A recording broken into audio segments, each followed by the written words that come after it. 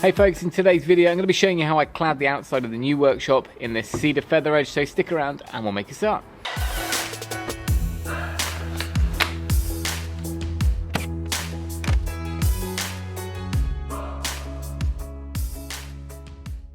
Right, today we start off on the cladding, which will see the outside of the workshop turn from what looks a bit more like a fridge to something that's going to be hopefully a little bit more subtle and in keeping with the rest of the garden. So with the bad weather yesterday, we went out and picked up our materials for today. Now these are 6-inch or 150 wide, and these are going to be used to basically frame the cladding. So I don't want feather edge corner to corner down 6 meters. It will just look like a giant garden shed.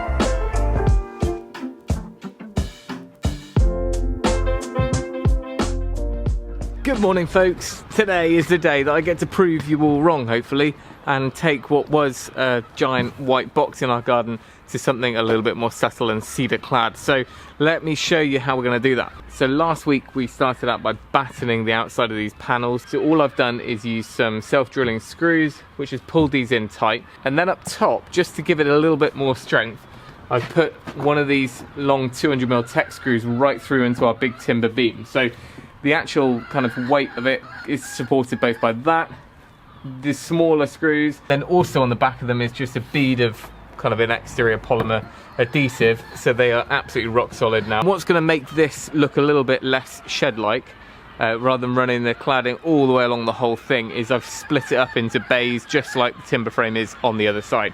So here we've got this Douglas fir treated board which I've planed back to the bare timber or taken off a millimetre or two.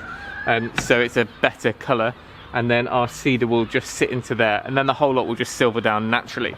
So let me show you on the inside. Ignoring the mess that's accumulating in here, you can see we've got the 1, 2, 3 and then the end post. So we're in 3 bays, which is exactly what I'm aiming for on the outside here too. Right, and then when it comes to the cladding that I'm using, it is cedar.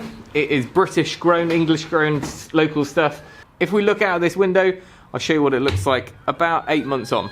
So here's the shed we did in the summer, and as you can see, exactly the same stuff every day. We are getting on to the fun bit, I promise. Oh, this stuff smells amazing.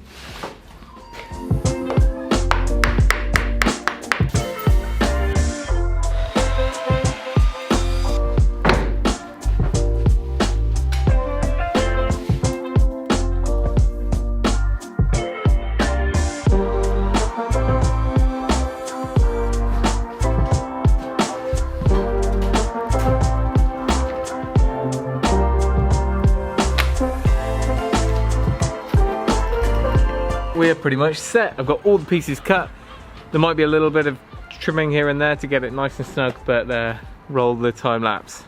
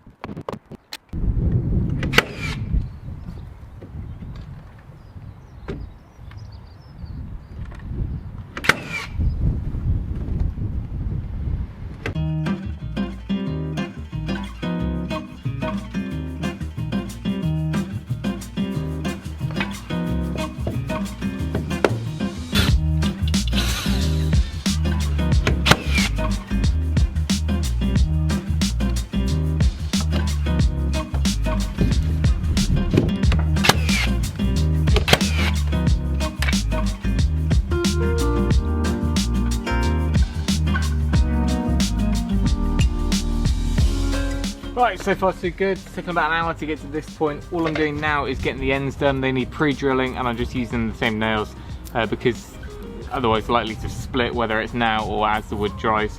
So we'll get those stripped off and then we'll be done on this wall.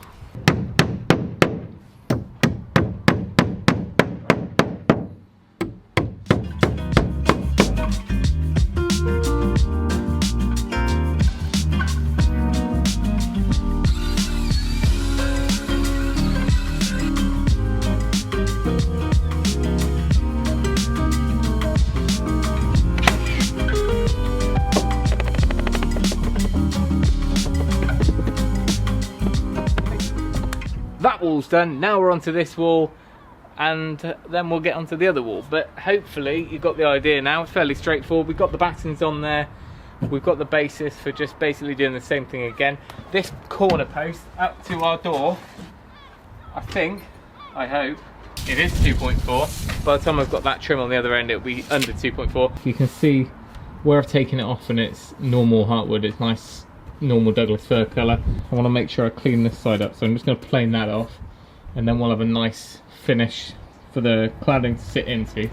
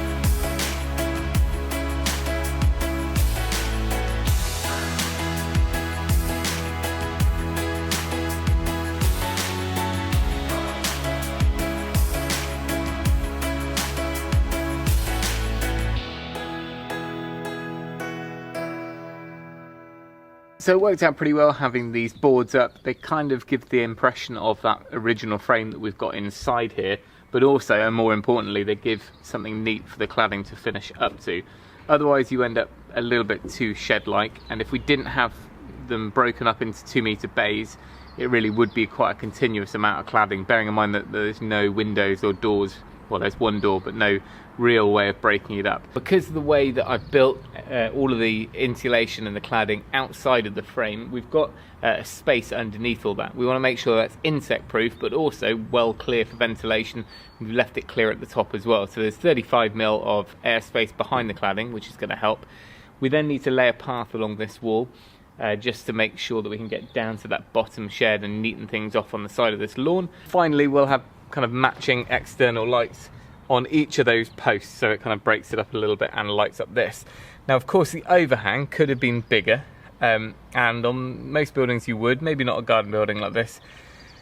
We're going to have a conventional gutter that's hanging on that top board, which is nice and simple to install, and most of the buildings around here, like the cottages and the garages and all that sort of stuff, tend to just, there's no great styling of big overhangs, so there's nothing too out of place by having it that way. And this wall is a fairly sheltered side of the building. The other side's got slightly bigger overhang because we haven't put the cladding on it anyway, so that's a little bit more weatherproof. A few things we haven't touched on in this video, one of which is how I'm going to flash and trim out the doors and the windows. We need to put a door frame in here anyway, kind of floating almost, because this needs to be allowed to move slightly. But what it will have is a board on the outside of it as well to hold it in place and to finish off this corner. I could have done it ahead of time and I could have got that in now, but I'm not quite there yet. So this is what I've done. I finished it with that board here, and then if needs be we'll just use a thin trim board on the outside of the frame, finish it into the frame, but this is nicely protected anyway. Same thing around the window here. I haven't actually clad all the way along this back wall yet, I still need to do that, but you can see the batten there just on the edge.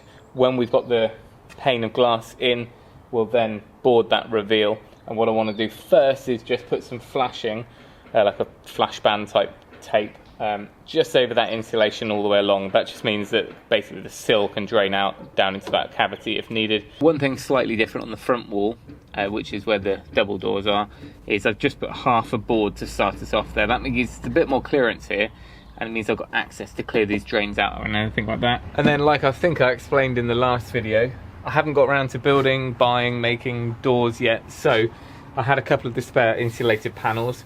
They're slotted in, they're secured by battens the other side, and what we've ended up with then is cedar up to this point, and then just looks like a garage door. No one really sees this side, and if needs be, especially when we're moving all the gear in, then I can just take a few screws out and they would lift out fine.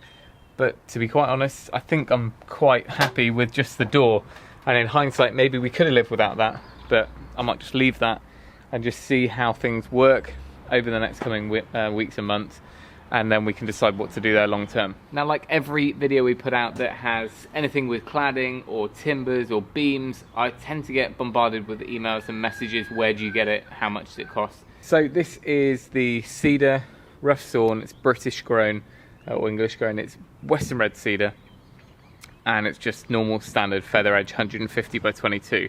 They're 2.4 meter lengths and they're £2.10 or a couple of quid each.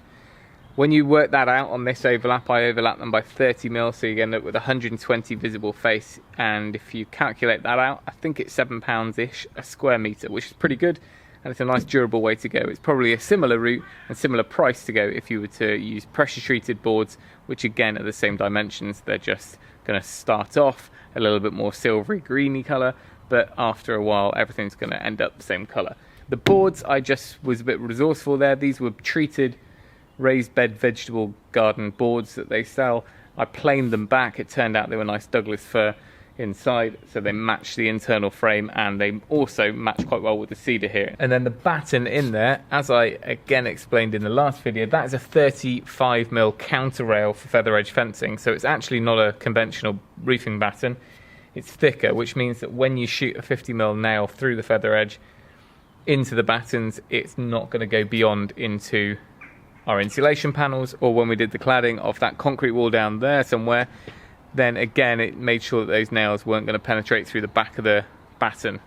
So it's just an extra thick batten, but you could be resourceful and do that in any timber you saw fit, as long as it's treated, I guess. Finally, if you're using larch, oak, cedar, stainless steel nails are the way to go. You're not going to end up with any staining, and they won't get corroded like galvanized might from all the tannins and stuff going on in the wood. So these were particularly green as well, which is why you saw me fitting them in pretty tight and snug up to these boards. They will never swell as much as what they are now. So these are green and treated, and this is freshly sawn, really freshly sawn. So even within the next week or so, I'll expect to see a bit of a gap opening up there. We could have cut a rebate and notched it into the back of these, but I think we'll get a bit carried away. In the shed that we built last year, I did this sort of thing, and there's a very small gap you wouldn't even notice. The workshop is finally looking a little bit more respectful on the outside here. Next week we're going to be moving on to the inside jobs. Once that window and the door are fitted, I've got to sort out the floor, do a bit of prep there, self-leveling, and then we're going to be doing an epoxy floor system to make sure we've got a nice clean environment to bring all the tools into. And I know that if I move anything in there before, it just will never happen. So I really want to be strong and stick to my guns and get that flooring sorted. Then we'll heave everything in there. But of course, we've also got to sort out the electrics. So there's lots coming up in the pipeline, but hopefully this gave you a bit of an insight into cladding and what I was using. Before I go, remember the mugs are now back in stock in the blue colour. Joe and the girls have been sending out loads of these over the last week or two, so you can pick up those down in the description. That's a great way to support the channel and also keep yourself going with a brew as you're doing your own DIY. Thank you to all of our Patreons that you see streaming across the screen right now. Again, that's a way that you can support the channel, and those guys over there get a bit of bonus content and their kind of behind the scenes videos every now and then to keep them up to speed. So if you want to find out more about that, then again, click the link down in the description. Any comments, stick them down below. But thank you for watching. Remember, if you can, do it yourself, and we'll see you next time.